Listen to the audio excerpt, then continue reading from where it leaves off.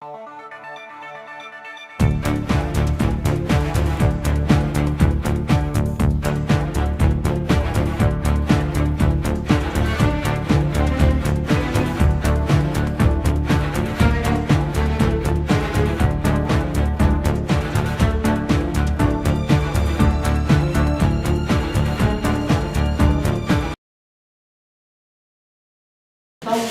vous plaît, je vous demanderai d'évaluer l'idée.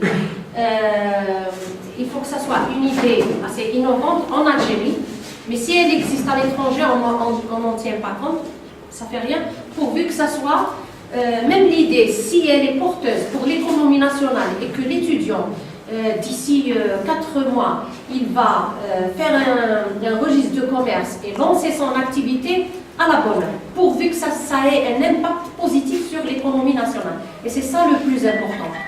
Donc, je vais lancer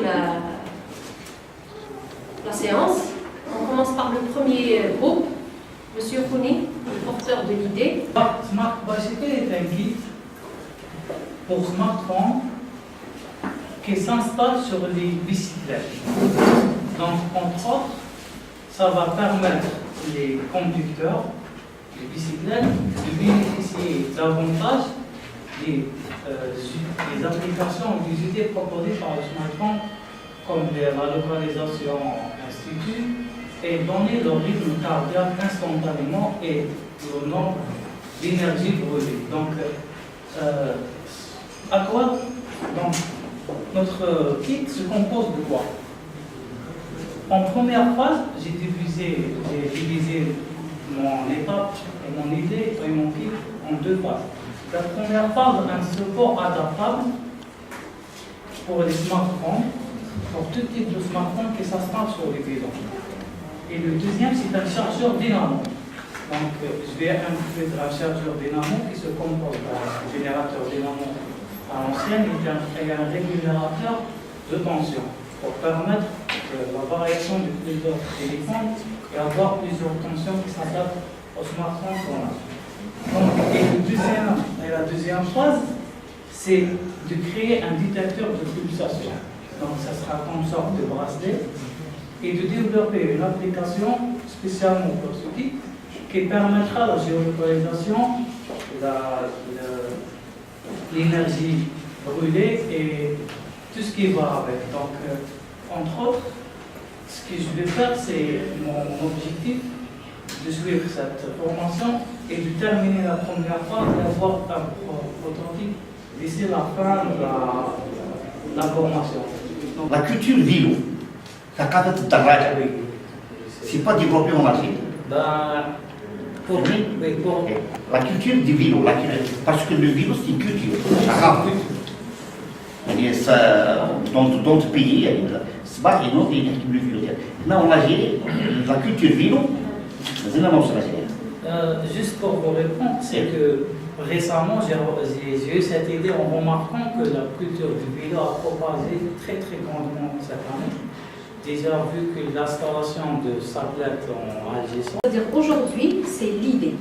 On prend l'idée parce que le coût et tout, il faut qu'ils suivent déjà, qu'ils soient sélectionnés et qu'on leur dispense des enseignements pour savoir justement faire tout ça.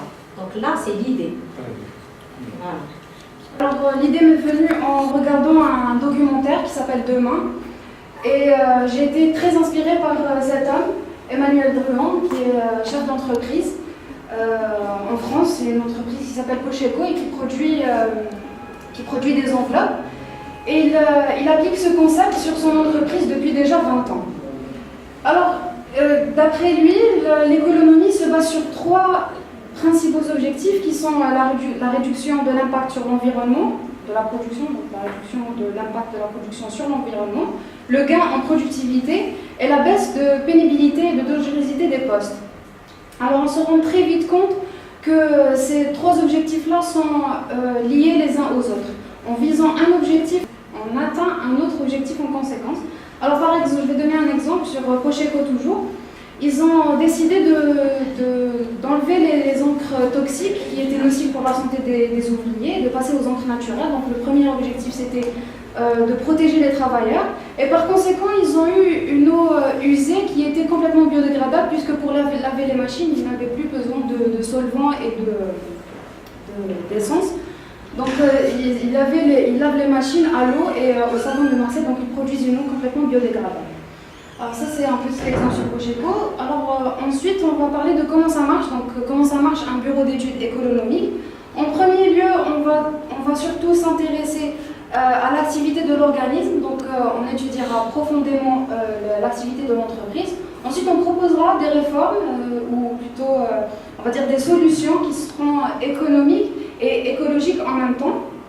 Et puis pour les honoraires que demandera ce bureau d'études, le point doit être encore bien sûr étudié, mais je me suis dit qu'on pourrait tabler sur les économies effectuées sur 2 ans par exemple. Après les réformes, bien sûr, après l'application des réformes. Pour les idées que vous avez avancées, donc vous êtes bien imprégné sur les aspects environnementaux. L'idée de bureau d'études, elle est bonne. Maintenant, vous avez occulté certains points, vous êtes axé que sur l'environnement. Je pense que nous, on est un pays sur le plan environnemental, je suis tout à fait d'accord.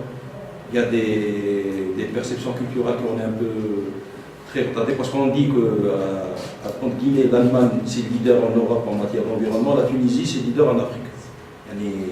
Et vous voyez qu'en Tunisie et l'Algérie, déjà, en point voisin, il y a une grande disparité. Si vous allez en Tunisie, dans n'importe quelle chaîne vous mettez, on parle toujours des aspects environnementaux. C'est bien maintenant de penser à ça. Mais je pense que vous devez parler sur les aspects, sur le bouquet énergétique, sur l'économie d'énergie. Maintenant, on est un pays énergétique. Votre idée de bureau d'études, c'est un bureau qui peut travailler sur les certifications, qui fait l'accompagnement aux audits. C'est-à-dire, demain, il y a une entreprise de papier, Tandic par exemple. Vous pouvez porter conseil à avoir la certification ISO 14000 par exemple, d'accord? Et là, il faut faire une formation pour ça dans des universités, c'est post-ingénieurs, ou il y a des gens qui vont travailler avec vous, qui auront des qualifications dans ce... Et vous allez accompagner cette entreprise à mettre en valeur dans un contexte environnemental par des procédures, par la certification. Et là, vous rendez de grands services à Tandic, au pays, et ainsi de suite. Et là, vous passez à des aspects qui sont liés à notre maillante, à le recyclage. Mais je pense que dans tout ça, en plus de l'environnement, il faut parler de la transition énergétique, de l'économie en énergie. Il y a de l'économie, c'est lié. Tout est lié dans le... Il y a des idées fructifiantes et des idées d'avenir. Mais il faut se pencher un petit peu sur une petite recherche complémentaire pour mieux s'adapter, s'orienter vers la création de concrétiser l'idée de projet sur terrain. La 6e idée, moi je pense que nos fils et nos filles, étudiants des universités de l'Algérie, de la Grande Algérie, eh bien, je pense que c'est des idées, là, quand même, c'est des idées qui peuvent être concrétisées et qui peuvent ramener un plus pour notre économie. En Algérie, la quantité des déchets est d'environ 13 millions de tonnes par an. Ces déchets-là, par une étude sur Dawa, centre d'enfouissement technique, dans Dawa, zone différente de l'Algérie, on remarque qu'il y a 54% des déchets organiques, 10% de papier, 13% des textiles, 17% de plastique et reste 6% des matériels divers. Qu'est-ce qu'on peut faire avec ces déchets-là? On peut les transformer en biocarburants. Mais le problème qui se pose est on a besoin d'un grand capital, de matières, des techniques qu'on ne dispose pas. L'État, on ne peut pas la faire en Algérie. On peut les vendre. Le Danemark, elle achète les déchets. Mais le problème en Algérie, il n'y a pas entreprise ou un pays très proche pour le vendre ces déchets-là. Ou bien, on ne peut rien faire. Mais ça, ce n'est pas un problème, ce n'est pas une solution pour les déchets. Donc, mon projet à moi, c'est la culture des champignons. On connaît tous les champignons, ce sont des êtres qui demandent des matières organiques et de l'humidité pour pousser. Rien que ça. Pour cela, mon projet porte sur une technique biologique innovante, c'est le recyclage des déchets organiques et le papier et le bois pour la culture des champignons. Les avantages de la culture des champignons par la réutilisation des déchets. On a un coût économique, on n'a pas besoin d'un grand capital. La disponibilité des matières premières. On a un rendement meilleur que les techniques traditionnelles. On assure l'aspect de l'environnement et on élimine l'utilisation des engrais qui est néfaste pour l'environnement. Maintenant, la culture du champignon. C'est vrai, vous nous avez parlé que des effets négatifs des déchets. C'est ça, c'est bien. Pourquoi vous n'avez pas parlé, par exemple, du prix du champignon sur le marché? Pour montrer que votre objectif, c'est de rendre le champignon accessible. Par exemple, C'est ça. mais il faut dire, c'est-à-dire que je laisse. Voilà, s'accroche à votre idée. Il faut montrer l'intérêt économique. C'est ça. Parce qu'il y a des gens qui sont... je me rappelle, il y a 8 ou 9 ans, j'ai rencontré quelqu'un qui cultivait des champignons dans les anciennes galeries de mines de Miliana. Oui. Par exemple, c'était une idée innovante. Il y a une dizaine d'années déjà. Un petit peu. Et c'était très demandé. Très demandé. Donc maintenant, c'est vrai, tu as une pierre de coups. Les déchets champignons. Mais comment? Est-ce que du point de vue rentabilité? C'est très rentable. Montrez. Qu'est-ce que le water sear? C'est une machine qui, vous allez mieux comprendre à partir de la photo, c'est une machine qui, avec une éolienne à axe vertical, va aspirer de l'air qui est environnant, le faire rentrer dans la conduite. Et quand cet air va rentrer dans la conduite, les particules d'H2O qui sont dans l'air vont se condenser et nous créer de l'eau. Et cette eau va être potable. Ce système-là, il est toujours en prototype. L'essai du premier prototype a été en avril 2016 à San Francisco dans le désert. Donc, on peut voir que la partie qui émerge au-dessus du sol mesure à peu près 1 à 2 mètres et la partie au-dessous est de 2 mètres exactement. Le diamètre du conduit est de 15 cm. Donc, ça se passe par un simple processus qui est la condensation. On va créer de l'eau potable là où il n'y en a pas. Vous allez me dire pourquoi on ne va pas creuser un puits. Ça serait plus facile, oui. Mais ce n'est pas partout qu'on peut creuser un puits pour trouver de l'eau potable. Là, ce gadget-là, on peut l'installer n'importe où.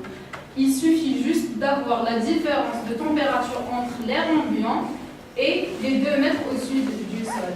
Que ce soit dans les zones arides ou dans les endroits où il y a de l'humidité ou non, notre eau va être créée. Donc, on peut fabriquer à peu près 37 litres par 24 heures. Et oui, ça fonctionne 24 heures sur 24 et 7 jours sur 7, ça ne s'arrête pas. Et sans énergie. Il suffit que l'air rentre dans le conduit et les molécules d'H2O se condensent pour nous créer de l'eau liquide. Donc 37 litres par jour, c'est assez suffisant pour une famille pour avoir la quantité d'eau potable nécessaire de la journée. On parle là de gens qui sont en train de mourir parce qu'ils n'ont pas accès à l'eau potable.